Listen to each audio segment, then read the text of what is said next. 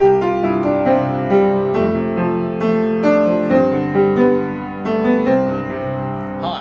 with this video I'd like to show you the fourth exercise in the series of 8 exercises leading up to scales that I make all my beginner piano students do. So hopefully at this point you've done the peanut butter exercise, the stepping and skipping exercise, and the M and W exercise, and also hopefully you know how to follow your exercise up with arpeggios, cadence, and twinkle. If you don't and haven't done that yet, go ahead and go back and do those first, and then head off into this exercise, which is called the thirds etude. Now, a third on the piano is just showing you the distance between two notes. From C to E is a third. If you went from C to D, that would be a second.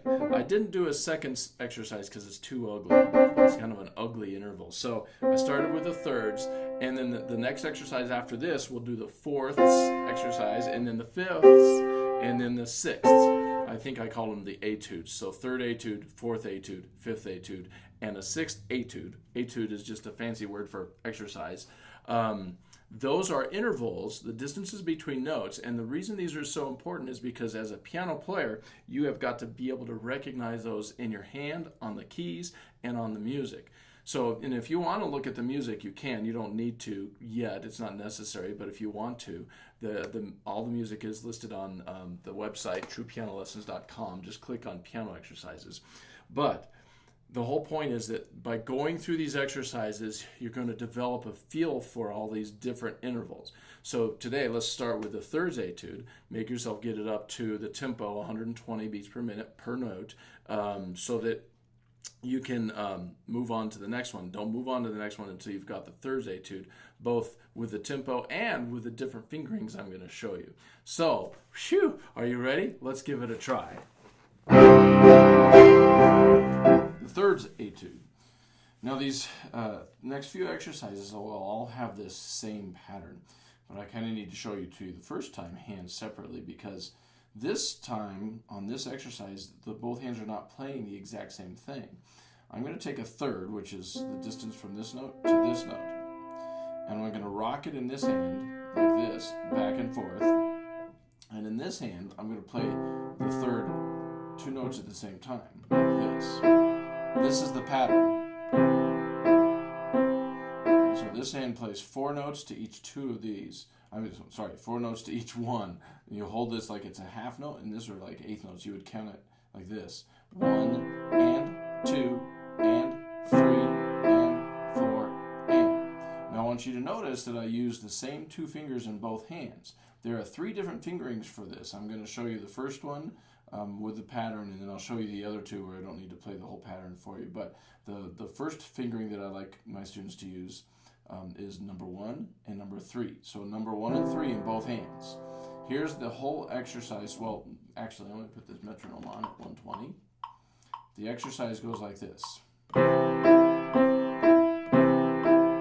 you move it up.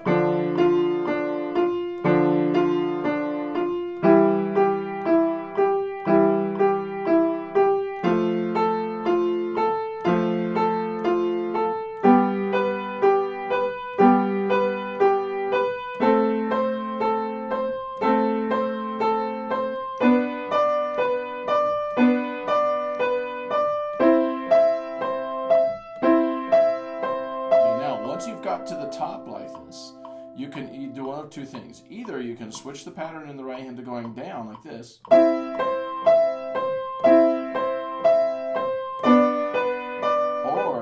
what I make my students do, because doing it that way makes this a very time-consuming exercise. And by the way, that is the way it's written on the music. If you were to get the music at the website, you would have 2 pages worth of this exercise where the right hand does this, and then you do the second page is all the left hand doing the rocking. But here, I like to make my students, when they get up to the top, I just have them switch parts. The right hand starts blocking, the left hand starts rocking.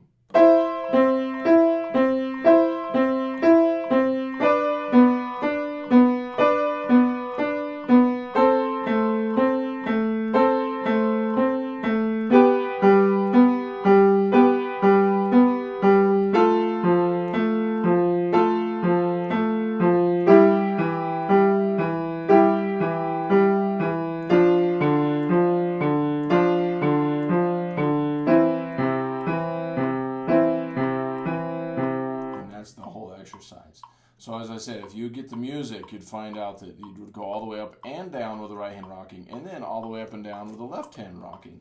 Or you can chop the exercise in half like I just did and go all the way up with the right hand rocking and then all the way back down with the left hand rocking. It's up to you. Now, one day you would do that fingering we just did with a 1 and 3. The next day, switch to a 2 and 4 fingering like this. And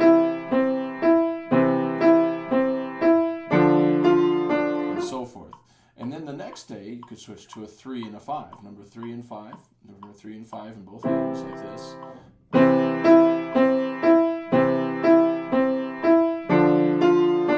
It's important to use the same fingers in both hands and that you cover all those different fingerings. But then after you do your exercise, let's say we've just come down with our 3 and 5. Now the left hand's rocking. Okay,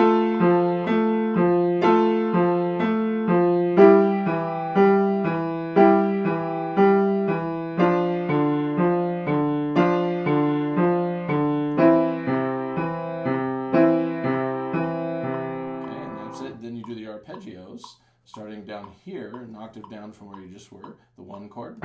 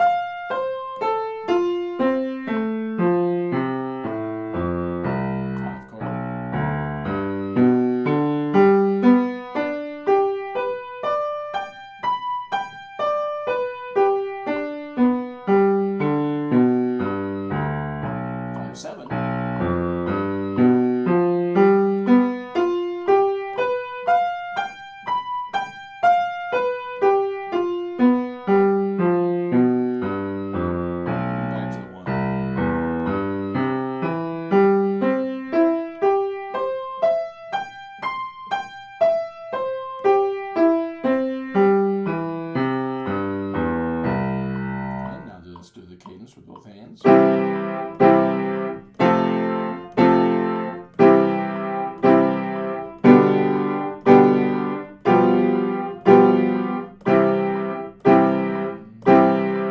then twinkle.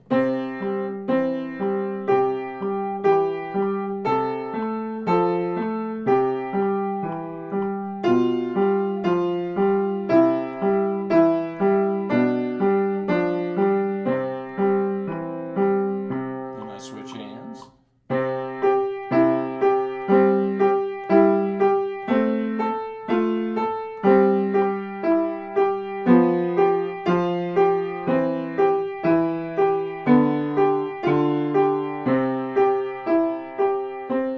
And that was the third etude with all the other stuff.